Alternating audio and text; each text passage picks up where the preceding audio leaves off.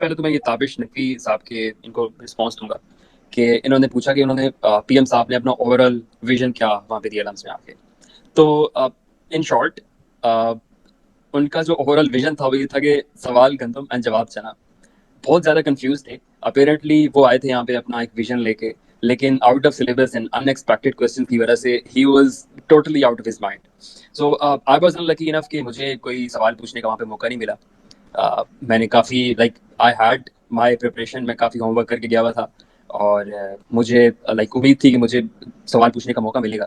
लेकिन वहाँ पे सिचुएशन इस तरह की बन गई थी कि मुझे सवाल पूछने का मौका नहीं मिला। और बाकी सर जो आज उनके साथ वहाँ पे लम्स में हुआ वो ही एक्सपेक्ट करे थे ऑलरेडी। वो प्रिपरेशन के साथ आए थे। I mean he they were expecting more than that. और इसका आइडिया इससे हो रहा था कि एक तो मेरे जितने बाकी लम्स के फेलोज बैठे हैं यहाँ पे भी एग्री करेंगे कि स्क्रीनिंग बहुत ज़्यादा थी, बहुत इंटेंसिव स्क्रीनिंग थी। We were not allowed to take our mobile phones with us. हमारे वॉलेट्स कलेक्ट कर लिए गए हुए थे। किसी को पानी की बॉटल नहीं लेके जाने दे रहे थे। Any sort of belonging. मेरे पास चॉकलेट्स थी। उन्होंने एंट्री पॉइंट पे मेरे से चॉकलेट्स अनरैप करवाई, चेक की और फिर मुझे बोला कि आप इनको हाफ ऑफ कर लें। और ज़्यादा इंसिस्ट करने पे जब मैंने उनसे क्वेश्चन किया कि why are they doing this, तो जो सिक्योरिटी इंचार्ज, जो उनकी पर्सनल सिक्योरिटी के इंचार्ज जो ऑलरेडी पहले वहाँ पे आए हुए थे, तो उनका मौक़िफ़ ये था कि हम कोशिश कर रहे हैं कि किसी भी स्टूडेंट के पास कोई ऐसी चीज़ ना हो जो कि वो थ्रो कर सकें पीएम साहब पे। तो इस हिसाब से ही अंदाज़ा लगाया जा सकता था कि वो ऑलरेडी उनके माइंड में ये था कि इस तरह का रिस्पॉन्स आएगा। और मुझे जो I will give overall analysis of today's session. उनका ये पीएम साहब का अपना आइडिया नहीं था, उनसे ये करवाया गया था। वी ऑल नो कि हमारा एक स्पेसिफिक इंस्टीट्यूशन है जिनका ये बहुत ज़्यादा ट्रेंड रहा है प्रीवियस लीडी के। उनके लीडर्स यहाँ पे आते हैं and they try to justify their vision, try to justify their whatever steps they are taking. तो पीएम साहब से ये करवाया गया था कि आप जाएं लम्स में और जाके स्टूडेंट्स को कन्विंस करें। तो बाकी कुछ चीज़ें जो मैंने नोटिस की सेशन में, बाकी काफ़ी क्वेश्चन तो आपने देख भी लिए होंगे। जो मेरे कुछ यहाँ पे फेलो स्टूडेंट्स हैं, बड़े आउटस्टैंडिंग क्वेश्चंस पूछे, स्पेशली ताबिश। और बाकी मैं ओवरऑल आपका एक्सपीरियंस शेयर करूंगा कि वहाँ पे सेशन स्टार्ट होने से पहले काफ़ी थोड़े शेडी लोग जो आके हमारे बीच में बैठे हुए थे। I mean they were trying to moderate the session.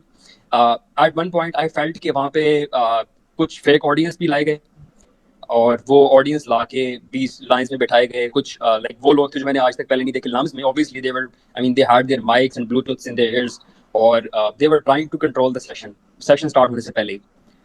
और बाकी thank you to our vice chancellor जिन्होंने उनके लिए बड़ी जो लोग वहाँ पे प्रेजेंट थे उनके लिए बड़ी अनएक्सपेक्टेड सी चीज़ थी कि हमारे जो प्रोवोस्ट जो वाइस चांसलर हैं वो खड़े हुए और उन्होंने सेशन को खुद मॉडरेट करना स्टार्ट कर दिया और लोगों को पॉइंट आउट करना शुरू कर दिया कि हाँ जी आप क्वेश्चन करें, आप करें। Otherwise we wouldn't have been able to ask all these questions जो हमने किए।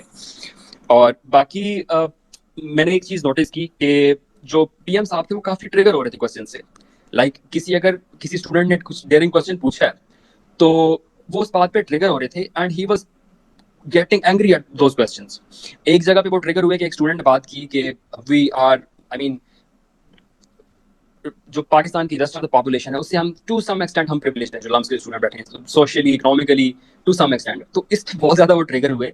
उन्होंने अपनी एग्जांपल दी कि जिन लोगों को आप रेफर कर रहे हैं, जिनकी तरफ इशारा कर रहे हैं कि वो लोग अनप्रिविलेज्ड हैं, मैं उन लोगों से बिलोंग करता हूँ और मैं I am able to debate with people who are from Oxford and Harvard. और उनका ये प्रॉपर ट्रिगर्ड आंसर था। आप you can feel the anger in his voice to ask mister prime minister that we as a nation, and I especially being a representative of 60% of the country's youth, we felt betrayed, we felt hopeless, we are unheard, and apparently no one is there to address our concerns and frustration.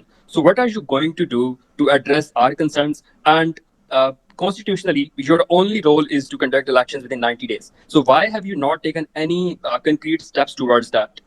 So this was these were the questions that I wanted to ask, but apparently वहाँ पे एक situation ऐसी बनी, I wasn't able to ask all the questions.